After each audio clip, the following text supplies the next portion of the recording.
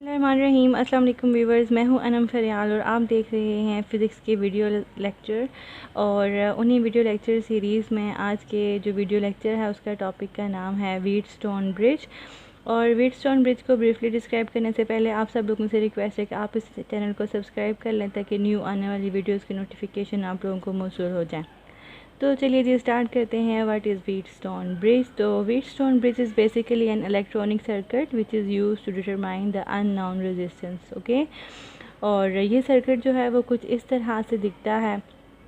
और इस सर्किट में हमारे पास चार रेजिस्टेंस हैं basically, R1, R2, R3, R4। और इसमें एक ब्रिज बनाया हुआ है हमने, और उस ब्रिज में हमने लगाया हुआ है galvanometer. This is galvanometer and इसकी रेजिस्टेंस क्या है? RG है।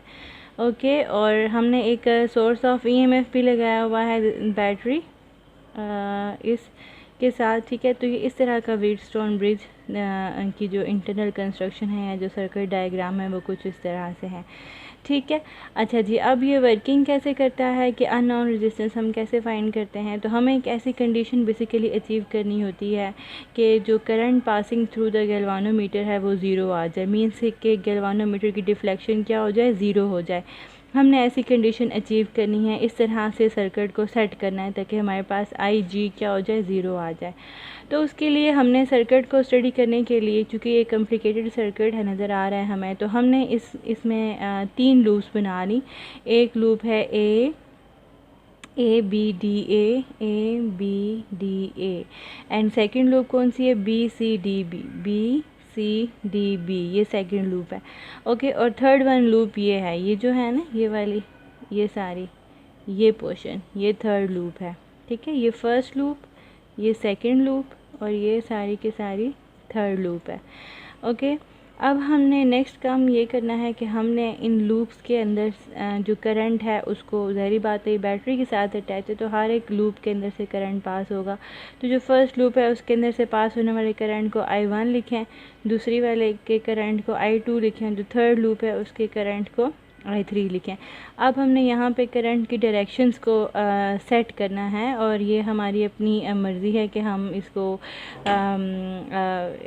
क्लॉकवाइज लेते हैं इन करंट्स को या एंटी क्लॉकवाइज लेते हैं। ठीक है, तो हमने यहाँ पे इन करंट्स को ये क्लॉकवाइज हैं या एंटी क्लॉकवाइज हैं। तो ये सारे करंट्स हमने क्लॉकवाइज ले लिए। अगेन आपको बता रही हूँ कि सबसे पहले पहला स्टेप ये होता है आपने लूप्स बनानी है, और दूसरा स्टेप ये होता है कि लूप्स में आपने करंट को रखना है। ठीक है, तो अब यहाँ पे ये जो करंट्स हैं ये हमारी अपनी मर्ज़ी है। तो यहाँ पे हमने करंट की डायरेक्शन जो है वो भी सेट कर ली है, और इस सर्किट में मैंने अपनी मर्ज़ी से क्लॉकवाइज करंट को सेट किया है। आपकी अपनी मर्ज़ी, आप इसे एंटी क्लॉकवाइज भी सेट कर सकते हैं। ओके, अब थर्ड स्टेप ये होता है कि आपने सर्किट की इक्वेशन, लूप की इक्वेशन लिखनी है। ठीक है, लूप इक्वेशन आपने लिखनी है by using Kirchhoff voltage law, और वो मैंने प्रीवियस लेक्चर में आपको बता दिया था कि किस तरह से हमने उस इक्वेशन को लिखना है। तो अब हम फर्स्ट वाली लूप ले लेते हैं, दैट इज़ ABDA। तो इसमें करंट I1 जा रहा है, तो अब हम इस लूप के ऊपर हम लगाते हैं किरचॉफ वोल्टेज लॉ। तो सबसे पहले R1 है, तो मैं पता है R1 है तो डिसिपेशन ही होगी एनर्जी की, वोल्टेज की, तो उसके साथ मैंने माइनस लगा दिया। और कितना वोल्टेज इसमें से कितना वोल्टेज है R1 के क्रॉस, तो वो हमें पता है V=IR होता है। I1 करंट पास कर रहा है और R1 is the resistance of the resistor. फिर हम चूँकि करंट की डायरेक्शन कुछ इस तरह से है, तो यहाँ से होते हुए अब हम इस पोर्शन से गुजरेंगे। ठीक है, तो अब ये RG है। अब जब आप इस लाइन के क्रॉस करंट लेंगे ना, तो आपको ये पता होना चाहिए कि ये लाइन कॉमन है बिटवीन द टू लूप्स, इस लूप में भी है और ये लाइन इस लूप में भी है। तो आप जब यहाँ पे इसको लिखेंगे तो आप देखें ना, अब यहाँ से I1 करंट भी पास करेगा और I2 करंट भी इसमें से पास करेगा। तो अब आपने पहले वो करंट लिखना है जो जिस लूप को आप स्टडी करें। लाइक अभी हम सबसे पहले ऐसे इस लूप को स्टडी कर रहे हैं और इसमें करंट I1 है, तो हमने I1 माइनस I2 लिखना है। ठीक है, और रेजिस्टेंस कितनी है? RG। फिर यहाँ से इधर आएगा करंट, इधर आएगा और यहाँ से गुजरेगा। अब आप ये देखो कि R3 जो है ये भी कॉमन रजिस्टर है between this one loop and this one loop. ठीक है, तो चूँकि हम अब इस लूप को स्टडी कर रहे हैं लिहाजा हम लिखेंगे I1 माइनस I3। ठीक है, ये आपको समझ आ गया। R1 को जब मैंने लिखा तो सिंपल I1 R1 लिखा, वो इस वजह से कि R1 जो है वो सिर्फ़ और सिर्फ इसी लूप के अंदर है, R1 किसी और लूप के साथ शेयर नहीं हो रहा। ठीक है, तो ये इस तरह की इक्वेशन आपने माइंड में रखनी कि जब भी कोई भी लूप का एक पोर्शन शेयर हो रहा हो तो ज़ाहिर बात है उस पोर्शन में से I1 करंट भी गुजरेगा, I2 करंट भी गुजरेगा, लेकिन आप जिस लूप को स्टडी कर रहे होते हैं पहला वो करंट रखते हैं। ठीक है, अब आप दूसरी लूप ले लें BCDB, तो इसमें आप देखें करंट की डायरेक्शन इस तरह से होगी ना। तो सबसे पहले ये ले लें R2, तो माइनस साइन लगाएंगे। ठीक है, -I2 R2, उसके बाद R4 से करंट पास होगा, तो अब देखें R4 कॉमन है, इस R4 में से I2 करंट भी गुजरेगा और I3 करंट भी गुजरेगा। तो चूँकि हम लूप 2 को स्टडी कर रहे हैं लिहाजा इसका करंट हमने पहले लिखना है। तो I2 - I3 इंटू R4, और माइनस साइन का आपको पता है क्योंकि रजिस्टर है तो उसके क्रॉस वोल्टेज ड्रॉप ही होगा। अब यहाँ से होते हुए करंट इधर से गुजरेगा। ठीक है, तो आप देखिए ना, अगेन ये जो लाइन है ये कॉमन है बिटवीन दीज 1-2 लूप्स। तो चूँकि अब हम लूप 2 को स्टडी करें इस वजह से हम लिखेंगे I2 - I1 इंटू RG, और minus sign as it is आ जाएगा। ठीक है, अब मैंने आपको बहुत पहले बता दिया था कि हमने एक ऐसी कंडीशन अचीव करनी है कि हमारे पास गैल्वानोमीटर में से करंट जो है वो ज़ीरो हो जाए किसी तरह से।